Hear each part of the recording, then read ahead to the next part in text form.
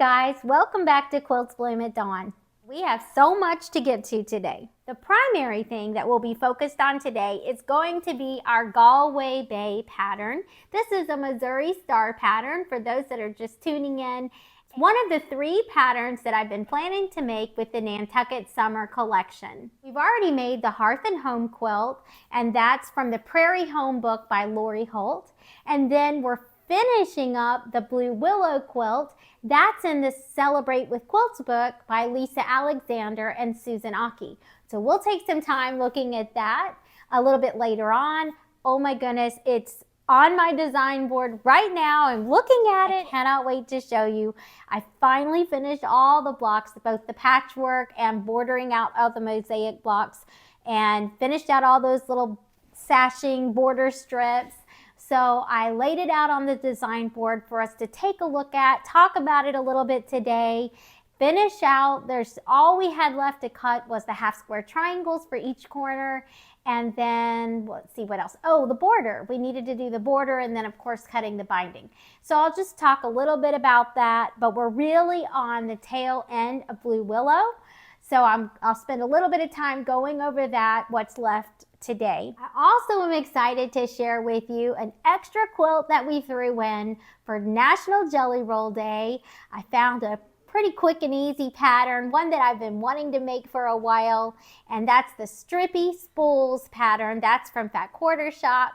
And from the moment I saw Kimberly Jolly making that pattern with the Summertime Collection by Camille Ross Kelly, I wanted to make the same thing. So I just made the lap size, and I'm excited to say I was able to finish the whole quilt top on National Jelly Roll Day. And I'll show you some pictures a little bit later. Definitely I want to show you my quilt that I was able to finish. So we'll take a look at that. But like I said, the focus of today is really going to be on our Galway Bay pattern. I absolutely love decorating my home with these coastal colors. So from the first time I saw this Galway Bay pattern, I fell in love with it. Back then it was with the Shoreline fabric collection by Camille Ross Kelly. Matter of fact, that's what's hanging on my ladder here. I've loved this pattern so much. I've actually made it 3 times. The one that I made for my sister, which was most recently, I've already mentioned before, but I ended up including some lighthouse blocks on that pattern. And ever since then, I've been wanting to make this pattern one more time, incorporating those lighthouse blocks. But this time, I'm excited to use the Nantucket Summer collection. So I thought we'd just go ahead and spend a few minutes just looking at some of the different fabrics that I'm planning to use for this pattern. So I mentioned on the last video that I was still really undecided exactly what my plans were, but I think I've gone on ahead and decided I am going to do the Galway Bay pattern. I'm going to actually increase the size to make it a king size for my bed. So this is going to be a big one for me. I've also decided that rather than doing a white background, which is what I've done on all of my other versions of it, I'm actually going to make this one with this light blue background. This is actually one of the Bella Solids. The color is Glacier, and it goes with this Nantucket Summer collection so beautifully that I decided to go ahead, and that's what I'm going to use for my background. Because I'm going with a blue background, that will impact the colors that I'm going to use to make all the different blocks within the quilt. We have basically the pinwheel blocks, the boats, and the houses. And then of course I incorporate lighthouses. So that's really what this quilt is made of. Because I'm going with this glacier blue, I'll definitely want to limit my use of similar blue colors. So that means I'll be using more of my navy blues as well as my backgrounds. Now I happen to have a lot of those backgrounds because I just did this Blue Willow, so I think I'll be able to incorporate more of those. I've made this with a white background and it's absolutely beautiful. So for those of you that were planning to make it with a white, you can't go wrong. It's beautiful in a white background. I also think it would be really pretty in an even lighter blue than this. If you went really, really light, you'd really be able to incorporate all the blues without any problem, plus incorporate some of these white or lighter prints. This is more of a medium blue. You really could go with a really light blue and it would be beautiful. Now this print right here, I love this. It's definitely one of those focal prints of the Nantucket Summer collection. Definitely planning to use this as a border, and I'm sure I'll incorporate it in the quilt as well, but definitely I'm thinking of this for my border. When you make this quilt, you will need what they call their accent print, which actually is the brown print. And if you notice on the ladder, that's basically to make the boats. So it's not a lot of brown. I'll be honest, I don't typically incorporate much brown into my quilt. It's kind of a joke between my mom and I because my mom loves browns. She loves Civil War fabrics, and there are a lot of predominantly tans and just those muted brown tones. And so she loves them, that she's drawn to those fabrics. But I'm not. I like light and bright and blues. So it's kind of funny. Browns do have their place from time to time, even on my quilts. A little bit of brown on this quilt actually makes the blues and the greens even prettier. So just a small amount of it can really be beautiful. For those of you that love brown, no offense is intended. It just happens to be a color that I'm not as drawn to, but it's of course so beautiful. What I'm learning is that anytime I say, oh, that's not my style or I don't like it, it's just a matter of time and it grows on me and then I start liking it. Quilting was even that way. I never thought I would quilt, and here I am. So what do I know? I also wanted to focus a little bit on the green within the collection. While blue is really my signature color, the green within this collection is so beautiful and really plays with the blues so nicely that I encourage you that you incorporate at least some of the green within your quilt. Having a few green houses on your Galway Bay pattern would look really beautiful. So these three prints are from the Nantucket Summer collection that I definitely do plan to incorporate. I might make a few pinwheels and boats out of some of these greens as well, but I'll definitely make a few house units out of this. I also have this little crosshatch design from the Shoreline collection, and if you notice, this green color from the Shoreline collection blends perfectly. So if you have some leftover Shoreline, some scraps that you're wanting to use up, this is a perfect opportunity. Speaking of that Shoreline collection, I still have some of my fat quarters from a fat quarter bundle I had gotten a while back. I've been using some of these fat quarters for the Blue Willow and the Hearth and Home quilt, but I still have plenty left over to incorporate in Galway Bay. And look how pretty these Shoreline fabrics blend with all the Nantucket Summer. Move these fat quarters so you could see them specifically against the blue that I'm using. Look how pretty these deep blues play against that medium blue. That's gonna just be so pretty. These are still a little bit deeper than the blue that I'm using for the background, so that will be beautiful. These are all my lighter prints, and look how pretty they look against it. Definitely be incorporating these Shoreline prints. These are the ones that I have left. They'll definitely get incorporated into this Galway Bay pattern. Now over here I have all of these are my lighter prints. This one of course is one of the focal prints of the collection, and this of course has a larger print. It has the green in it, so it's a little bit busier, but this will make beautiful house units, so I'll definitely be using this one. All of these will look so pretty for both the houses, the lighthouse units. It's really these are just gonna come out beautiful. I'll probably use some of these for my pinwheels, so these are gonna be beautiful. Now this print here is actually one of Camille's prints, but it's from the Rosemary Cottage collection. But I love this print, and I do plan to incorporate it into this quilt as well.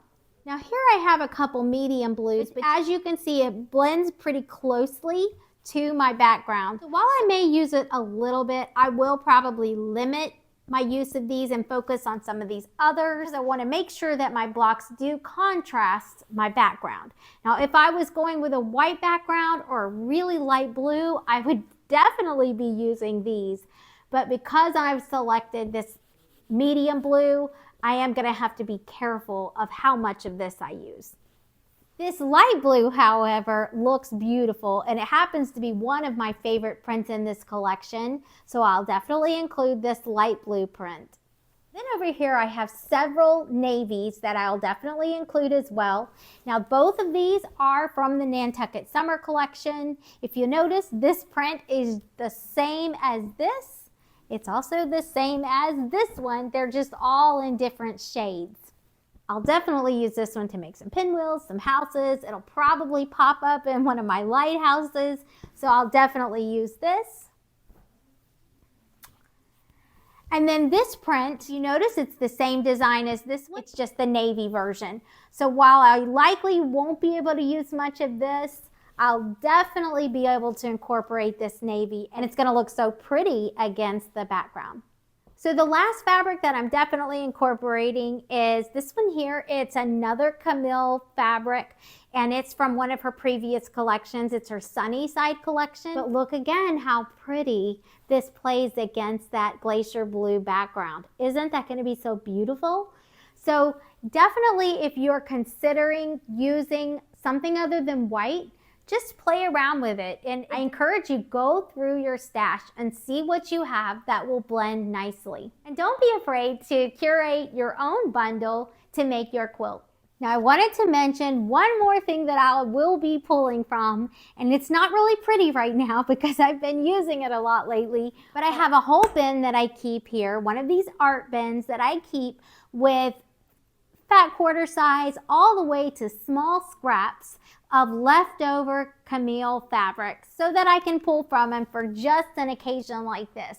I definitely like to use up my scraps first, if possible, before I break into all of my fabrics. So I'll definitely go through them and see which ones are going to work. So I'm not sure which ones I'm actually going to include, but I have so many options sitting here that I'll definitely try to incorporate some of them. Now here's a few others. This was again from the Shoreline collection. I don't have a lot of these, but look how pretty these lighter tones look against this blue. So I may try to incorporate some of that as well. When it comes to cutting fabric for your Galway Bay pattern, just have some fun. My recommendation, start with your scraps first, use what you can, get creative and have fun, then start pulling from your larger pieces of fabric. If you're making your Galway Bay pattern based on the dimensions listed in the pattern, it's going to be a 74-inch square, which is the perfect size large throw, or actually I end up keeping mine on display. I have a whole wall in my home that I dedicate to displaying different quilts throughout the year. Well, this Galway Bay pattern is my favorite, and it's the one that I use if I don't have a seasonal quilt up. It's my go-to. It's one of my favorites that I keep on the wall. So if you are making it as listed in the pattern, you can make this with a layer cake, which is what they actually list in the pattern, is that you need a layer cake. However, if you are using a layer cake, I would not starch because you do pretty much use up the length of your squares. So you'll definitely want to leave it as is. I've made this quilt 3 times and I've not starched any of those times. I had no problem with my quilts coming out just fine. I will likely go ahead and starch my fabrics for this one, but like I said, it's just a personal preference. The pieces for this quilt are pretty large, so I don't think it'll be a problem to just go ahead and make it without starching. So this is what I'll be working on over the next few days. I'm going to go ahead and be starching the fabrics that I'm going to use and then cutting them per the pattern instructions. On the next video, I'll give you the total number of cuts that you'll need to make this quilt, and I'll also tell you how many I actually am cutting to make my king size. But honestly, I'm not actually figuring out the math on all of it because I'm adding in lighthouse blocks, and really you can incorporate more blank spaces, you can incorporate more pinwheels, more house units, less house units. It's really a very creative, laid-back pattern, and so when you get to the design board, it's really up to you how you lay it all out. While I tell you how many I make, I may or may not actually use them all in the quilt top. I may incorporate some of them instead into pillow shams or decorative pillows, or maybe even to add some blocks on the back of my quilt. So I'm not really sure exactly how I'm going to do it all yet. Whereas the Blue Willow, I went directly by that pattern because again, you need to get that look. This one is definitely more of a modern pattern with a lot of flexibility and a lot of creativity. So I'll be working on that this week. But now let's turn our attention to the design board. I'm so excited for you to see the Blue Willow quilt on display. All the blocks are made. None have been sewn together. They're just up on the design board. So let me get the camera moved so you can take a look. All right, here it is. Here's the Blue Willow quilt on the design board. So this quilt is primarily made with Nantucket Summer prints. If you notice, it's a lot of backgrounds, and that's one of the things that was so fun about this quilt. Seems like most of the time I don't buy as many background prints. I focus more on the different colors within the collections. But this quilt just really lent itself to really pulling on those backgrounds. And so that was what was really fun about this one. And I absolutely love how this came together. So really this quilt was just 2 blocks. This one, which was called the patchwork block,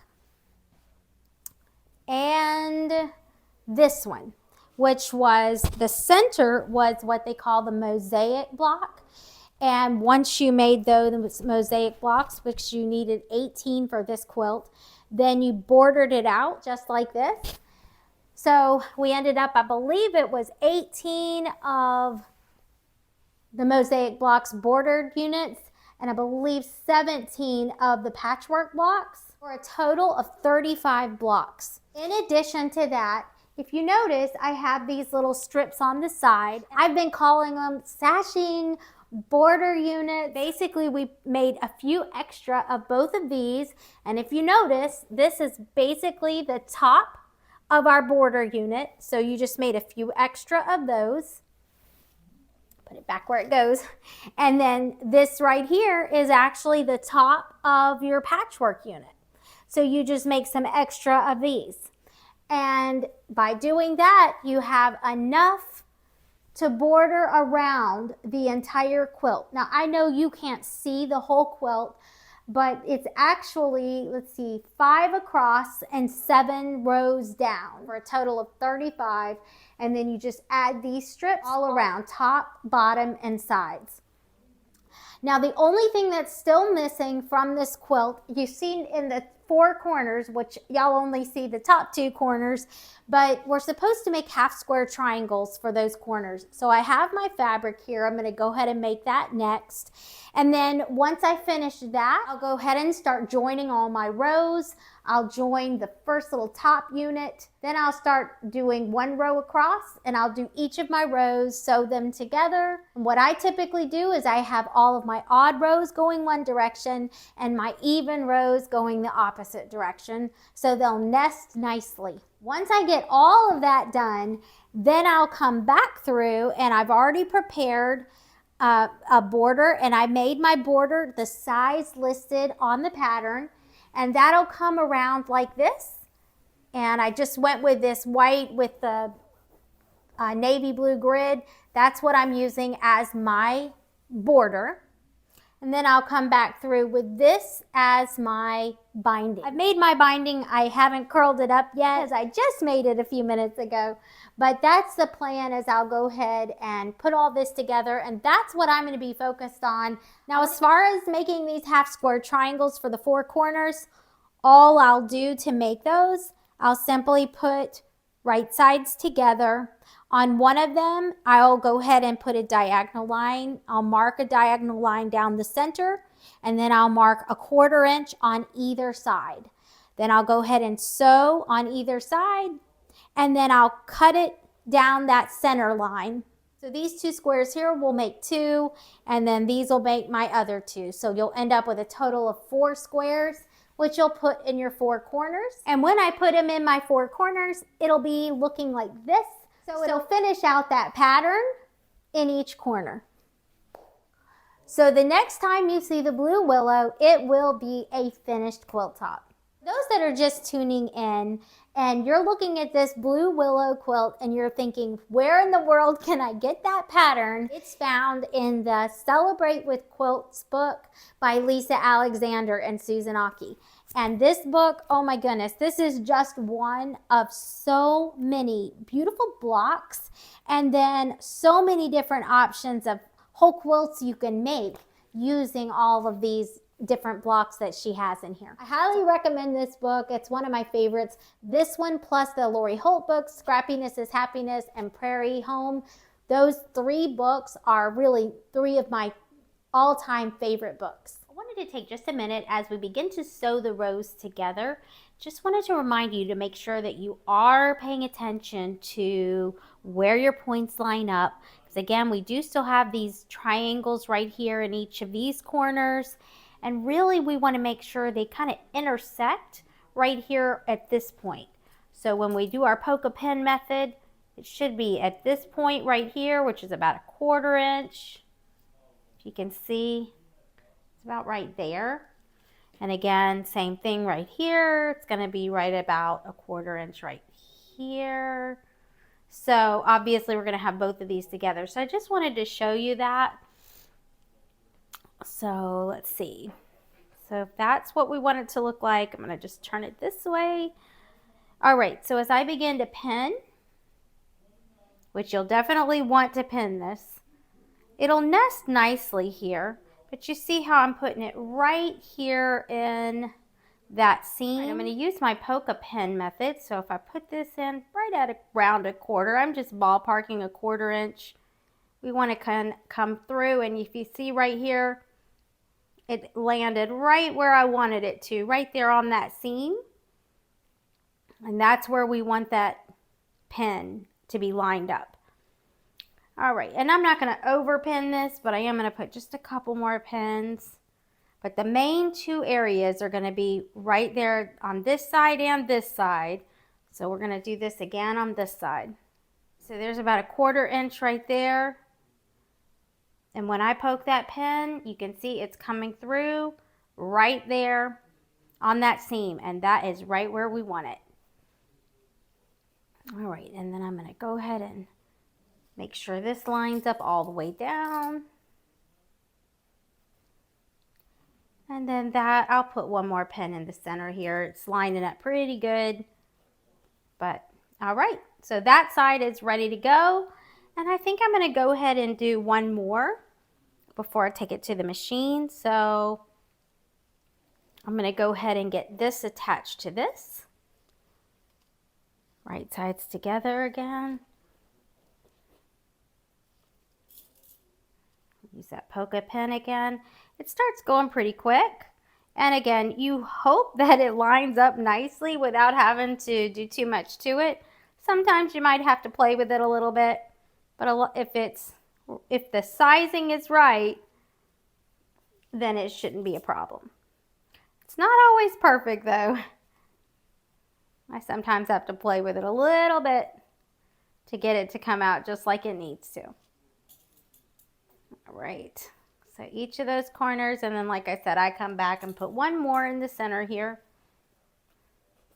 All right, so I've got this one pinned and this one pinned. We could just keep going and pin them all the way down, or you can take it to the machine and sew these and then come back, whatever you prefer. But basically you're going to do that for each row until we get all the rows done.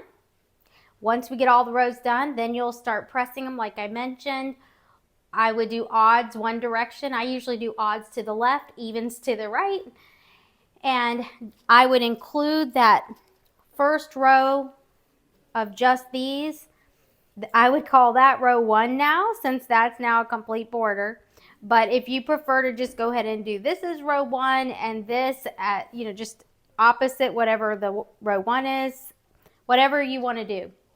But bottom line is you want everything to nest nicely. But when you do, bear in mind when you start attaching these to the one row to the next, you'll have the same issue of making sure your points line up. Because again, there's no sashing really in between. It's just going from block to block. So just like we did here, we're going to do this when we're attaching one row to another row right here. All right, I just wanted to show that to you. So I'll be working on this and hopefully you'll be doing the same. We're going to have a beautiful blue willow quilt by the end. more thing I wanted to share with you today, and that is about National Jelly Roll Day. I hope you all had a chance to pull out a jelly roll and work on a quilt. I had a couple friends over. Matter of fact, I have a few photos that I'll include. And actually, this is one of my neighbors and very good friends and quilter. Her name is Lori, as well as my mom. So the two of them joined me for National Jelly Roll Day, and the three of us got busy working on quilts. We each started the day with a jelly roll in hand and a pattern that each of us found. We were all doing something different and all using different jelly rolls from our stash, but the goal was to have fellowship and fun. Now, don't get me wrong, we worked really hard. You can see by the end just how much progress we made. Then I spent a little bit of extra time after they left finishing up. So by the end, my quilt top was done. So this is just a small sample of it, but I'm going to put it on the design board so we can take a look at it in more detail. All right, so here it is. This is the lap size of the Strippy Spools pattern that I made, and it is featuring the Summertime collection by Camille Ross Kelly. I love the way Kimberly Jolly of Fat Quarter Shop, she actually demonstrated this on her video. I fell in love with both the fabric and the pattern choice. What I loved about this pattern is that it was so fast and so easy. There were no folded corners. It was just squares and rectangles, and it went together so quickly. I would say it took me about 8 to 9 hours to completely make this quilt top, including the border, and I even made my binding. I haven't wound it yet, but the binding is made, ready to go on the quilt. So not bad for a day to be able to make a whole quilt top. And matter of fact, I enjoyed the fact that I selected a fairly easy pattern, one easy enough to complete in a day, that I really felt like that's something I should be doing more often. Not always choose more challenging and detailed patterns, but to really look for some that are just fun and easy.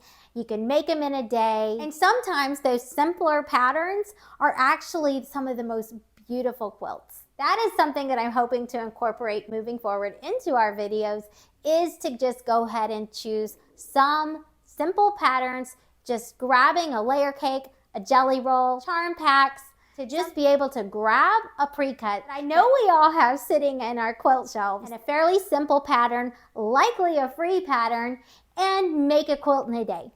I'm definitely going to incorporate that moving forward as much as possible and start using up some of these pre-cuts that have just been sitting in my stash. Thank you so much for joining me today. We had a lot to cover, from our Galway Bay pattern that we're looking forward to doing, and the Blue Willow quilt that we're hoping to finish up, and then an extra quilt thrown in. It was a lot to cover today. Stay tuned for Saturday for a final look at the quilt top of our Blue Willow, and I hope to have all of Galway Bay cut and ready to show you and give you total numbers that you'll need to make your quilt. If you haven't already, I encourage you, subscribe to our videos so you don't miss a thing, and I encourage you to leave a comment. I read and look forward to responding to each comment that I receive. Well, until next time, happy quilting.